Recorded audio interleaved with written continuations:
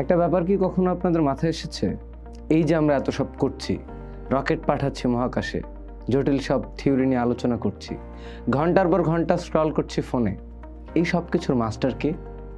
ঠিক ধরেছেন, আমাদের অসম্ভব পাওয়ারফুল ব্রেন। কিন্তু প্রশ্ন হলো, এই প্রাণী জগতে কোটি কোটি প্রজাতির মধ্যে কিভাবে শুধু আমাদের মানে মানুষের ব্রেনই এতটা ডেভেলপ করলো?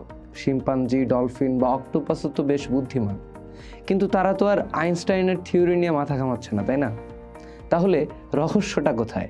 চলুন একটু গভীরে গিয়ে দেখি। গল্পটা শুরু হয় মিলিয়ন মিলিয়ন বছর আগে, যখন আমাদের পূর্বপুরুষেরা দুই পায়ে দাঁড়াতে শিখলো। ভাবছেন দাঁড়ানোর সাথে ব্রেনের সম্পর্ক কি? সম্পর্কটা গভীর।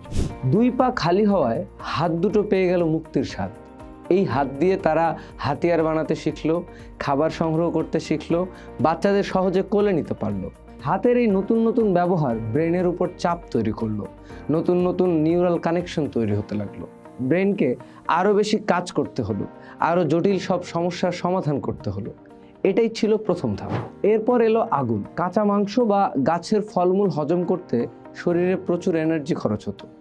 রান্না করা খাবার সেই এনার্জি বাঁচিয়ে দিল, পুষ্টিগুণও বেড়ে গেল বহুগুণ। আর এই বাড়তি এনার্জিটা কোথায় গেল? সোজা আমাদের ব্রেনের ডেভেলপমেন্টে। কারণ ব্রেন কিন্তু একটা এনার্জি হাংরি অর্গান। শরীরের মোট এনার্জির প্রায় 20% একাই ভোগ করে ব্রেন। উন্নত খাবার মানে ব্রেনের জন্য আরও বেশি জ্বালানি। ব্রেন আকারে বড় হতে শুরু করলো, আরও শক্তিশালী হতে শুরু করলো। যাই হোক, শুধু পেটে পুরে খেলেই তো আর ব্রেন সুপার কম্পিউটার হয়ে যায় না। আসল খেলাটা জমলো সোশ্যাল লাইফে। দলবদ্ধভাবে থাকা, শিকার করা, নিজেদের মধ্যে ভাব বিনিময় করা, এসবের জন্য দরকার পড়লো উন্নত যোগাযোগের। এখান থেকেই ভাষার একটা প্রাথমিক রূপ তৈরি হতে শুরু করে। কে শত্রু, কে মিত্র, কোথায় খাবার আছে, কিভাবে বিপদ থেকে বাঁচা যায়, এই সব তথ্য আদান প্রদানের জন্য ব্রেনকে আরও খাটতে হলো। আর এই জটিল সামাজিক মিথস্ক্রিয়া, পারস্পরিক সহযোগিতা আর প্রতিযোগিতাই আমাদের ব্রেনকে আরও শানিত করলো।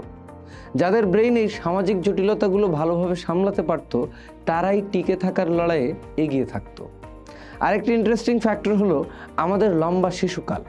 অন্যান্য প্রাণীর বাচ্চারা যেখানে খুব দ্রুত স্বাবলম্বী হয়ে ওঠে, মানুষের শিশুরা সেখানে বহুদিন পর্যন্ত বাবা মায়ের উপর নির্ভরশীল থাকে। এই দীর্ঘ সময়টা তাদের ব্রেনকে পরিপক্ক হতে, নতুন জিনিস শিখতে আর পরিবেশের সাথে মানিয়ে নিতে সাহায্য করে। ব্রেনের প্লাস্টিসিটি মানে নতুন কিছু শেখার ক্ষমতা এই সময়ে সবচেয়ে বেশি থাকে। ফলে জ্ঞান আর অভিজ্ঞতা প্রজন্ম থেকে প্রজন্মে সহজে স্থানান্তরিত হতে পারলো। তাহলে কি কোনো ম্যাজিক উপাদানের কারণে মানুষের ব্রেন সেরা হয়ে গেল? ব্যাপারটা ঠিক এমন নয়। অনেকগুলো বিষয় একসাথে কাজ করেছে এখানে, একটা আরেকটাকে প্রভাবিত করেছে, তৈরি করেছে একটা পজিটিভ ফিডব্যাক লুপ। দুই পায়ে হাঁটা, হাতিয়ার ব্যবহার, আগুন, উন্নত খাদ্যাভ্যাস, জটিল সমাজ, এমনকি ভাষা, সব মিলিয়েই আজকের এই আমরা। কোনো একটাকে বাদ দিলে হয়তো গল্পটা অন্যরকম হতে পারত। এখন প্রশ্ন আসতে পারে, ধরেন শিম্পাঞ্জিরা কেন এমনটা পারলো না? তাদের তো আমাদের সাথে ডিএনএর অনেক মিল। আসলে পরিবেশ আর টিকে থাকার লড়াইটা সবার জন্য সমান ছিল না। তাদের হয়তো অন্য কোনো দিকে অভিযোজিত হতে হয়েছে।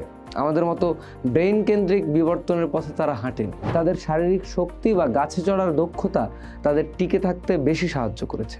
তো এই হলো আমাদের ব্রেইন ডেভেলপমেন্টের একটা সরলীকৃত চিত্র। লক্ষ বছর ধরে প্রকৃতি আর পরিবেশের সাথে লড়াই আর খাপ খাইয়ে চলার এক অসাধারণ জার্নি। আবার এখন এই ব্রেনেরই তৈরি নিউ মিডিয়া, যেখানে আপনি আলাপ শুনছেন এবং কমেন্টে ইন্টারেক্ট করছেন, কিংবা এই যে ইন্টারনেট আর এআই এর জগৎ, এই ব্রেন দিয়েই আমরা ভালো মন্দ দুটোই করছি। এখন প্রশ্ন হলো, এই অসাধারণ ক্ষমতাকে আমরা আগামী দিনে কিভাবে ব্যবহার করব? পোস্ট দেখুন, ভাবুন, করুন, থাকুন পোস্টের সাথেই।